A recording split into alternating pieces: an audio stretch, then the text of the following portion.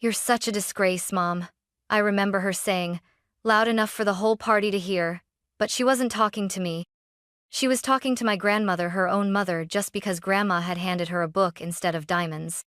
My mother laughed, flipped her hair, and said, "Real love sparkles." What no one knew, not even I, was what Grandma had tucked inside that leather-bound novel. A check. For $10 million. That moment would become the turning point, not just for my mother, but for me too. Because by the time my mother realized what she had thrown away, it wasn't just the money that was gone, it was her dignity, her legacy, and the last bridge to the woman who once loved her most. And I was left standing between them, holding the truth no one wanted to speak. I grew up with two versions of womanhood. My grandmother, Mary Ann Holloway, was all quiet grace and wisdom. A retired literature professor, she never raised her voice, but somehow you always listened when she spoke. She lived in a modest craftsman-style cottage surrounded by shelves of books and tiny succulents. When I stayed over as a child, she'd make hot cocoa and read Rilke to me by candlelight. To her, life was about meaning, not performance. My mother, Jennifer Sanders, was the exact opposite. She started as a small-town real estate agent, but after marrying my father, a tech entrepreneur who struck it big, she became obsessed with social status. By the time I was in high school, she wasn't just hosting charity galache, was competing to outshine them all. Diamonds, private chefs, Instagram, perfect everything. And somewhere along the way, she decided Grandma was an embarrassment. "She lives like a peasant," I once overheard Mom say. I never understood how they were even related. My mother didn't visit Grandma for nearly 4 years. She'd send flowers on birthdays, never handwritten notes, just cold florals with a generic card signed, Jennifer Sanders. Whenever I brought up Grandma, Mom would change the subject or roll her eyes. "She had her chance to be a part of our world," she'd say. "She chose lectures and poetry clubs instead of real ambition." But I never saw it that way. I visited Grandma every few weeks, sometimes just to sit on her porch and talk about nothing. We were closer than I think my mother ever realized. When I got into college, Grandma gave me a restored edition of Letters to a Young Poet. She had written on the inside cover, "Claire, read slowly. Let these words grow inside you. They will carry you when nothing else can." That book carried me through some of the hardest nights of my freshman year. So when I heard Grandma was planning to attend Mom's birthday celebration and that she had a gift, my stomach dropped. I had a bad feeling. Not because I doubted Grandma's heart, but because I knew exactly what kind of stage my mother had built for herself, and I feared what would happen if someone dared to show up with anything less than sparkle. My mother's birthday party was held at the Southbridge Country Club, a marble and glass monument to excess. There were crystal chandeliers in the courtyard tent, champagne towers taller than me, and a guest list full of women in sky-high heels who kissed each other's cheeks with eyes that never blinked. I arrived a little before 6, just in time to see the last of the ice sculptures wheeled in. "Claire," my mother called, kissing me twice. "You look comfortable." That was code for not expensive enough. I tried not to roll my eyes. "Happy birthday, Mom." She barely responded before darting off to greet the Hendersons from Ridgeview, a couple with enough money to make her eyes light up.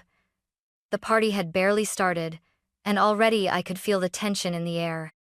It was the kind of event where your outfit mattered more than your presence, and everyone brought gifts designed to be photographed.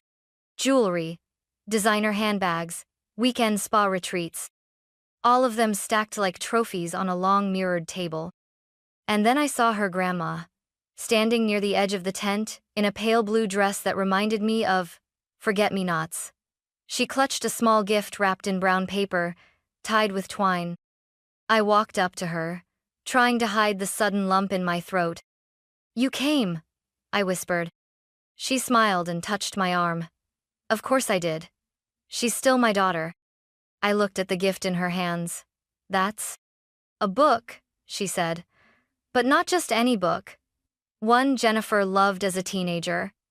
I found an antique edition, rebound it myself." My heart sank. "Grandma," I said softly, You know what kind of party this is. She gave a little laugh. Yes. But I also know what kind of person your mother used to be. Somewhere under all this glitter. Maybe she's still that girl who cried reading Rilke. I admired her hope, but I didn't share it. When the gift opening began, my mother made a whole production of it standing beside the display table, while guests circled with flutes of rosé and waiting phones. Her assistant announced the givers as if it were an award show. "This one's from the Carsons," he'd say. "Ooh, Chanel," Mom would squeal, holding it high. The laughter was polite, the applause rehearsed. I watched Grandma shift from foot to foot, holding her plain little package tighter with each designer box unwrapped. She looked out of place but somehow, still more dignified than anyone there. Finally, when all the diamond-drenched boxes had been opened, someone pointed to Grandma. "Oh, and one more," the assistant said. "From Mrs. Mary Ann Holloway." The party grew quiet. My mother turned slowly. "You?" she said, as if Grandma had shown up uninvited. "Yes, Jennifer. I brought you something I thought you'd remember." Grandma held out the book with both hands, smiling gently. My mother didn't even hide her expression. She unwrapped it, slowly mocking every movement. When she saw the leather cover, she laughed, loudly. "A book?" she said, holding it up like it was covered in dust. "At a party like this?" Her tone made my stomach churn, but she wasn't finished. "You brought me a book, not even a new one. How sweet, real love." She turned to the crowd, grinning. "Looks like diamonds." A few guests laughed. Grandma's face didn't change, but I saw it in her eyes, a flicker of hurt. Mom handed the book back like it was trash. "Maybe next year. Try Amazon." And just like that, the party moved on. Music resumed. Champagne flowed. But something inside me cracked, because I had seen more humanity in my grandmother's small gesture than in all the sparkle around us. I didn't sleep well that night. Even hours after the party, I could still hear the sound of my mother's laughter ringing in my ears, sharp, performative, the way she waved Grandma's book in the air like it was a gag gift at a white elephant exchange. I kept thinking about the way Grandma's hands had trembled ever so slightly when she offered it, the way her smile hadn't wavered, but her eyes had lowered when Mom tossed it back. The next morning, I drove to Grandma's cottage. She was in the garden, pruning a row of overgrown lavender. She didn't seem surprised to see me. "I figured you'd come," she said softly, handing me a glass of lemonade before I could even ask. "It's your finals week, isn't it? You always come by to clear your head." I nodded, but my mind was racing with something else. "Grandma, I'm sorry for what Mom did. That wasn't okay. You didn't deserve that." She gave a small smile. "It's not the first time I've been called a disgrace, sweetheart. But it stings a little more when it comes from your own child." We sat in silence for a moment on the porch swing. Then I finally asked the question that had been tugging at me all night. "Why that book?" Grandma turned to me, her eyes kind but sharp. "Do you remember when your mother was 16 and won that statewide writing contest?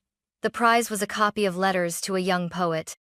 She carried it everywhere, marked the margins, even used one of the lines in her graduation speech." "I didn't know that," I whispered. "She lost that copy in a move after college," Grandma said. "She cried about it for days. I found a near-identical edition 2 years ago, spent weeks restoring the binding by hand." I felt my throat tighten. "She didn't even open it." "No," Grandma said. "She didn't." Then she stood up, walked inside the house, and returned holding the book in her hands. "I didn't leave it at the party," she said. "I couldn't bear to let it stay in that place." She opened the cover carefully. Nestled inside, between pages 14 and 15, was a folded check. I leaned forward, my heart pounding. My voice barely came out. "Is that $10 million, Grandma said quietly. It was meant to be a gift, the beginning of a new chapter, a way to give her freedom, financial, emotional, from this endless chase for approval. I stared at the check, stunned. "You were going to give Mom $10 million? She nodded. "But not for Sparkle, not to win her back. It was a gesture of trust, a chance to choose something different. I blinked, trying to process it. And now? Grandma's face turned calm, steely. I'm not angry, Claire. I'm awake. She pulled the check from the pages, tore it in half, and set it gently in a ceramic bowl on the table. Then she struck a match and dropped it in. The check curled, blackened, and vanished into smoke. She made her choice, Grandma said. Now I'll make mine. I didn't say a word. But something inside me shifted. Not just because of the money, but because I had just witnessed the quietest, fiercest kind of justice. By the following week, the world hadn't changed. Not visibly. The women in my mother's circle still posted their Pilates selfies, still clinked glasses over rooftop brunches, still acted as if kindness was optional and attention was currency. But beneath the surface, something had shifted. It began at the Westwood Literary Guild's monthly brunch, a small, ivy-draped affair Grandma used to attend before my mom's status chase began pulling our family further from reality. That month, she returned for the first time in years. They greeted her like she was royalty come home.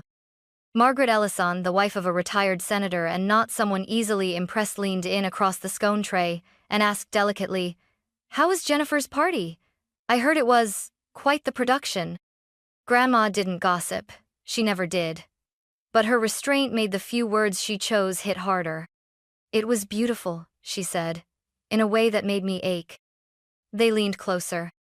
"I gave her a gift that reminded me of who she once was," she added. "But I suppose some people prefer to forget." She didn't mention the check, or the insult, or the laughter. She didn't need to. By Tuesday, 3 women in town had already whispered variations of the story to their bridge partners. By Thursday, I overheard someone at the bakery say she called her own mother a disgrace over a book. No one mentioned the diamonds. No one needed to. At the gala for the Children's Hospital Foundation that Friday, I watched as my mother entered in a sequined navy gown and was politely ignored by 2 of her oldest allies. One woman turned slightly away. Another smiled tightly and then excused herself to go refresh lipstick and never returned. Mom noticed. Her jaw clenched. Her eyes searched the room, confused and calculating. She was used to controlling the narrative always first, with the photo, the caption, the performance. But this was silence. Subtle, surgical. And it was spreading.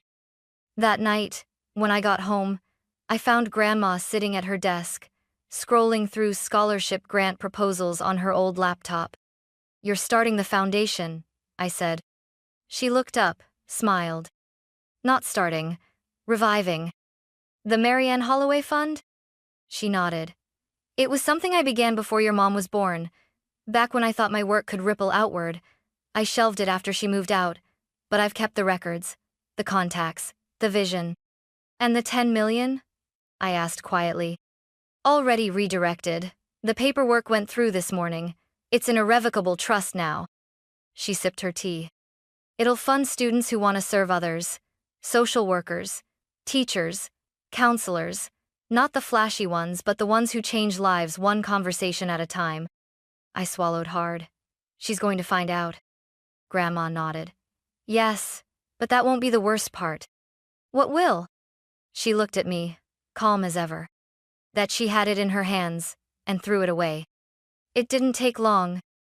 By the second week, the story had legs. It started as a whisper between brunch tables, then it showed up as a discreet paragraph in the Westwood Weekly's Society column. At a recent birthday soiree, one guest's quiet gift-tan antique book was met with audible derision. What the hostess didn't know? The gift held far more than poetry. It didn't name names. It didn't have to. Everyone in that social circle knew who had hosted a birthday party dripping in diamonds, and who had called her own mother a disgrace. By week 3, the version I heard at the university coffee shop was this. Apparently she laughed in her mother's face, and there was a check inside for like millions? I didn't correct the details. I didn't need to. Because while the amount might have changed in the retelling, 5 million, 8, 10, what stayed the same was this. Jennifer Sanders had humiliated her mother in front of 50 people. And now she was reaping what she sowed. The shift was subtle, but relentless. Invitations stopped arriving. Brands she'd partnered with quietly removed her from press features. 2 local charities asked her to step back from public roles, citing optics. Her social media following plateaued, then dipped. People still smiled, but their smiles no longer reached their eyes. And then came the moment I dreaded most. I walked into the kitchen one morning to find Mom sitting at the counter, scrolling her phone with a pale, tense expression. "There's an article about Grandma," she said stiffly. My stomach dropped. She turned the screen toward me. It was a feature from the Westwood Community Voice, spotlighting the relaunch of the Mary Ann Holloway Foundation. $10 million committed to scholarships for students in education and community service. A legacy of quiet generosity, a mother's gift turned outward. There was even a photo of Grandma standing beside 2 first-generation college students who'd already been selected as inaugural recipients. "She's making me look bad," my mother muttered. I stared at her, stunned. What? She could have told me. She could have warned me that was what she was planning. "She did tell you," I said quietly. "You just didn't open the book." Mom's face froze. She set the phone down slowly, as if the glass screen had turned to ice. "I was humiliated in front of my peers," she said through clenched teeth. "Over a book." "It wasn't the book that humiliated you," I replied. "It was the way you treated the person who gave it to you." She didn't answer. Her silence said more than words could. Later that afternoon, I overheard her leaving voicemail sewn to the Voice asking for a correction, another to one of her friends that began with, "It's not true, she's twisting the story." But it was too late. This wasn't a scandal, it was a reckoning. And what made it worse, I think, was that Grandma hadn't said anything cruel. She hadn't gone on the record to condemn. She hadn't told reporters what happened at the party, or how she'd been mocked. She'd simply turned the page and invested her love elsewhere. That silence was more damning than anything else. And Mom? She was left standing in the echo of her own words. Real love sparkles. By week 4, the panic set in. Not grief, not remorse, panic. My mother wasn't losing followers, she was losing influence, the subtle kind. The kind that had once allowed her to get a table at the last minute, a feature in a lifestyle blog, a board seat at a fundraiser. Now, those doors were quietly closing. And for the first time in years, she came to Grandma's house. I was there when she arrived unannounced, holding a bouquet of white lilies like some kind of peace offering. Her diamonds were gone, replaced by modest pearls. Her makeup was understated. But I could tell it wasn't humility, it was strategy. "Hi, Mom," she said. Grandma opened the door and looked at her with the same expression she gave stray animals, gentle but cautious. "I wanted to talk," Jennifer said. Grandma nodded. "Come in." I stayed in the kitchen, but I could hear every word. "I've been thinking a lot about what happened," Mom began. "I overreacted. I didn't mean to insult you." Grandma didn't interrupt.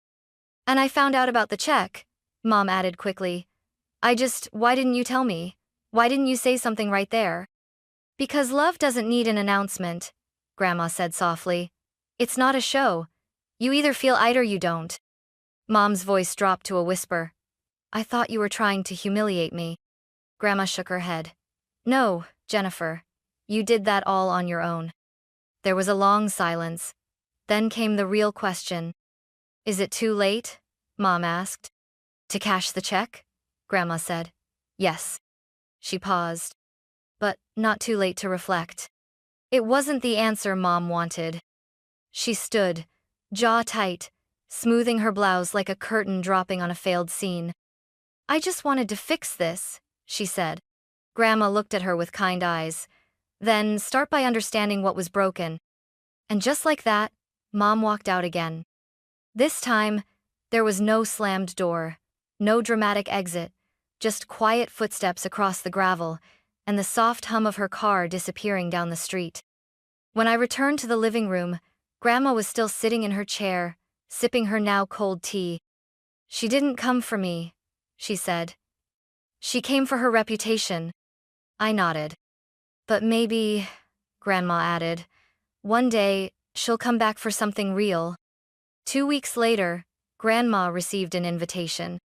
It was for a local arts gala she'd once helped fund, back when people still cared about her philanthropy and not just Jennifer's fashion sponsorships. The theme? Legacies of Love.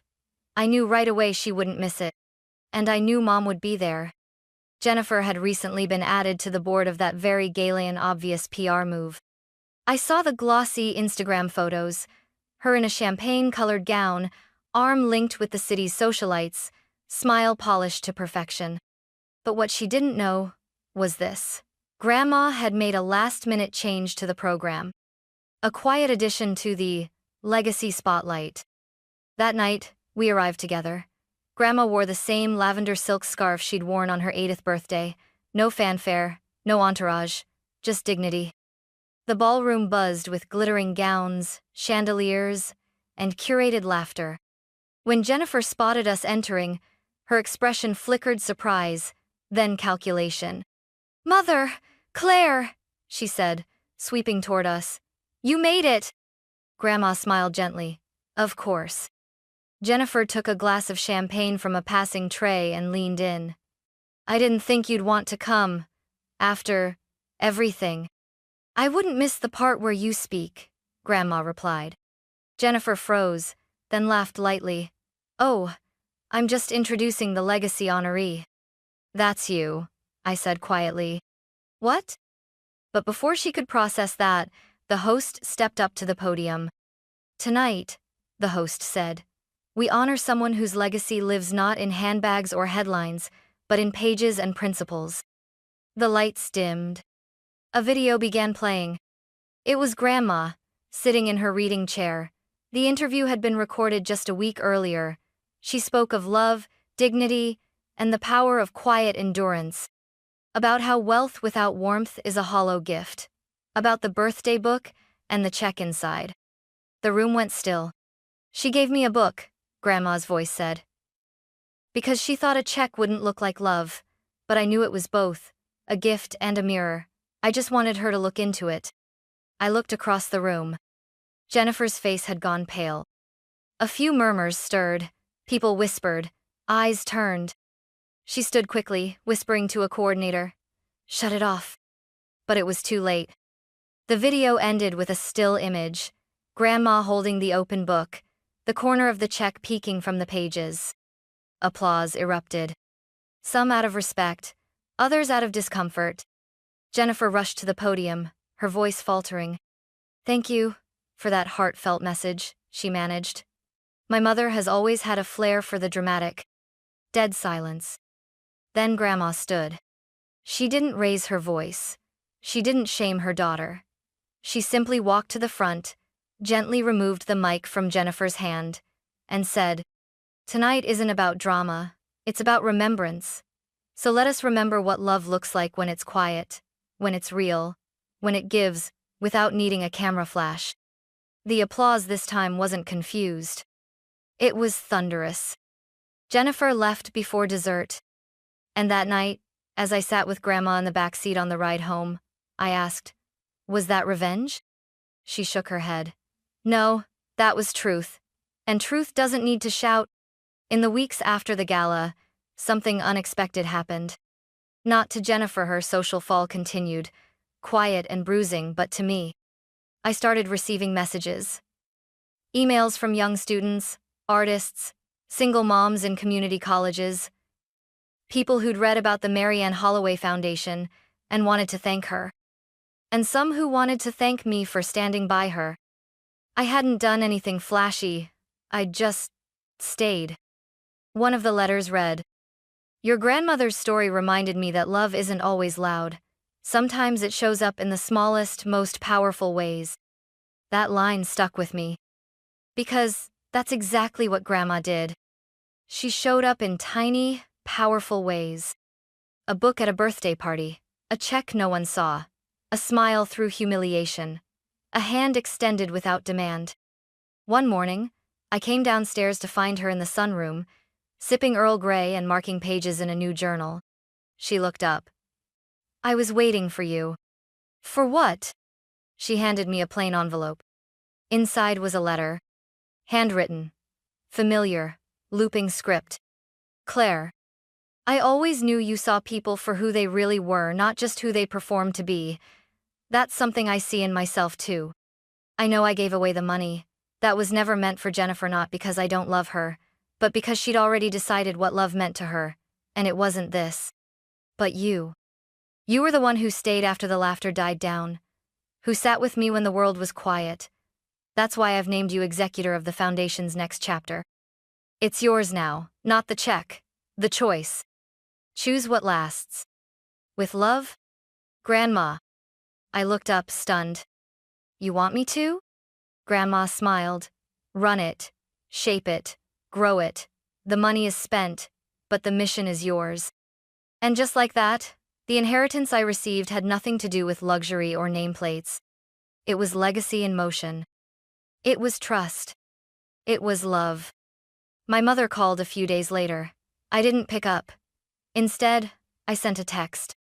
There's nothing to win back, Mom. Just things to make right.